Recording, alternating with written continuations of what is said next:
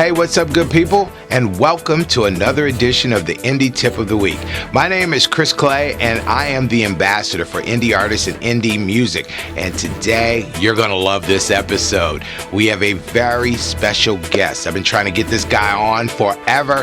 He's finally here in the studio with us today. His name is Azim Rashid. Azim is the Senior Vice President for Capitol Records. Now, this young man has had a lustrous career working in the music business. He worked at Atlantic Records. He worked at Motown. Now he's at Capitol, and he's making some moves. He's had a lot of #1 records that he was responsible for. And today he's here to tell us about the forecasts of the music business and give these indie artists some really great tips. So what I'm going to do, I'm going to get out of the way and allow Mr. Rashid to come in and do what he has to do, because this space just ain't big enough for the both of us. So I'll be back, okay? Let's give it up for Mr. Azim Rashid.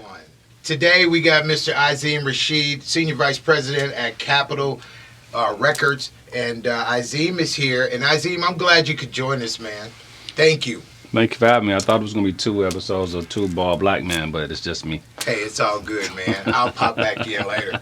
But I wanted to talk to you about the state of the music business, man, because there's a lot of indie artists that watch this every week, right, wanting to know, how do I get in? How do I get started? And making comparisons to, like, many artists that are out there saying, I'm better, I got this, that, right, and the other. I'm Michael Jordan, so what you want me to say? I mean, listen, I think that if you talk to anybody who knows and anybody who is really in the business on the day-to-day, the music business is healthy.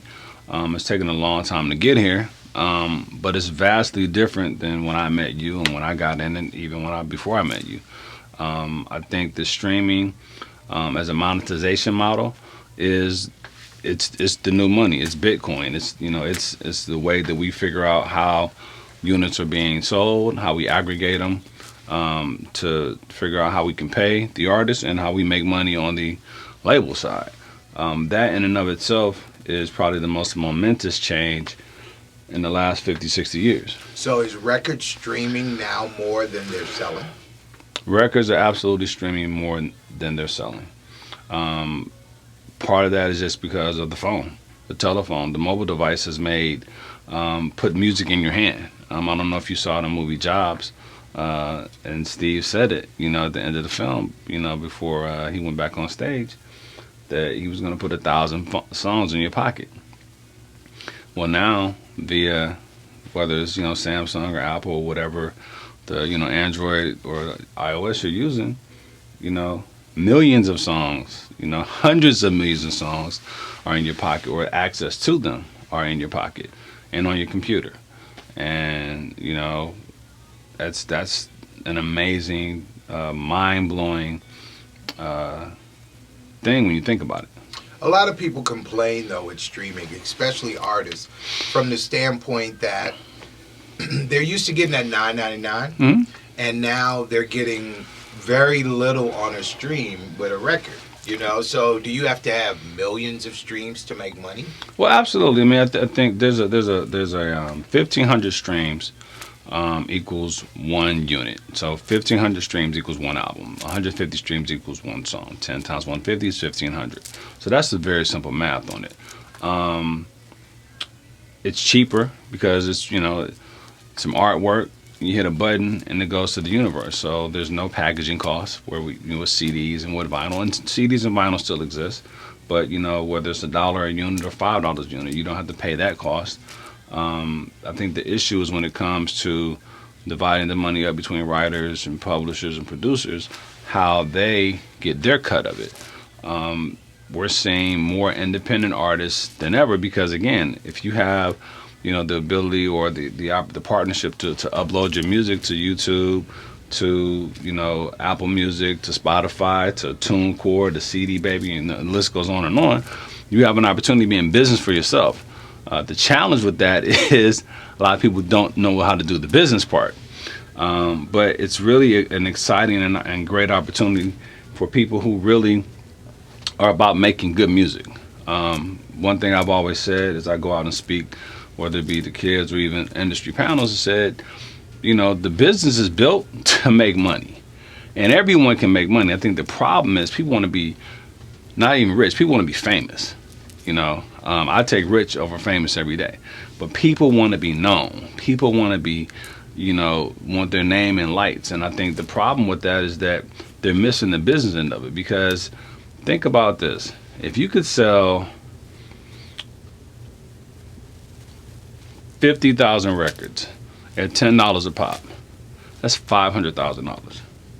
That puts you in the 1% of all people making money. Now, after your cost, etc., comes down, distribution, maybe you got to pay promotion people, maybe you have a team of publicity people, marketing people, etc. But 50,000 is not a lot. I mean, it's a lot, but it's not a lot. When you talk about the goal of a major label or the goal of artists who consider themselves to be worldwide and global superstars is $1 million plus. But 50,000 at $10 a pop, done properly, you can net half of that if you do it the right way. And that's where we are still lost, because the business part, still doesn't mean taught properly, and people aren't, they're not listening and they're not watching. They're watching, the A-list artists who are touring and making tons of money, but they're not watching the people who are quote unquote churning. If you look at gamblers, you look at day traders, those people are churn, but they live good and they make. And listen, it's a job. You have to work, but I think that we're still caught up with the lights and the cameras and not really worrying about A, getting our music out, and B, making a profit doing music or making a living doing music. Do you find that urban AC records are falling behind urban records when it comes to sales? Absolutely. You talk about the demographic. As you get older, the things you do, music is a young man's game, whether it be in production, performance, and the way in consumption. As you get older, you got a house note, you got a car note, you got daycare, you got kids. Music becomes less important as a primary means of entertainment. When you were 16, you couldn't wait. Even now, you're 16, you can't wait to find the next track.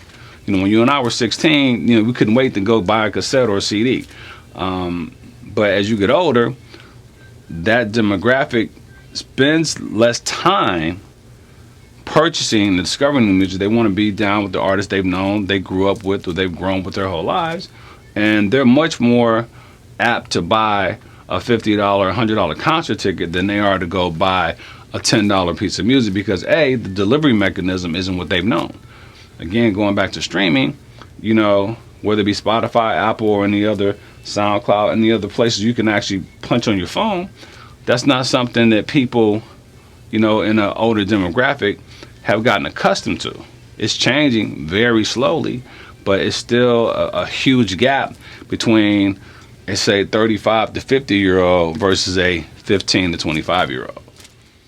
I hate to cut this short and cut this off because he's got more to say. So we're going to do this in two parts, okay? This is part one. The very next indie tip will be part two. You got to come back and check it out, man. This guy is a wealth of information. He loves indie artists. He loves working with artists, period. And he's got some more good stuff for us. So definitely come back next week for part two with Mr. Rashid from Capitol Records, okay? Right now, you know what time it is. It is time for your Indie Artist of the Week.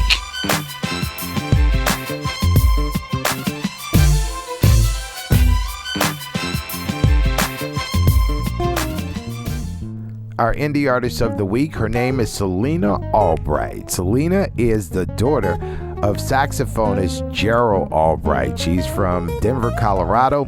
She now resides in Dallas, Texas, and she's got a brand new compact disc out that's just setting the world on fire. The new compact disc is called Conversations, and the first single from that compact disc is called Eat Something. The record has been number one on the UK Soul Chart, number one on the Indie Soul Chart, and it's still blazing radio right now. That's why she is our Indie Artist of the Week. Your love makes me want to eat something. Alrighty, good people. Thank you so much for stopping by and spending a moment with us. Hopefully, we were able to give you some good information that you can use to continue to move your brand forward. If there's anything that I can do, you can find me and my information at thebusinessofmusic101.com. businessofmusic101.com. It's right here on the screen.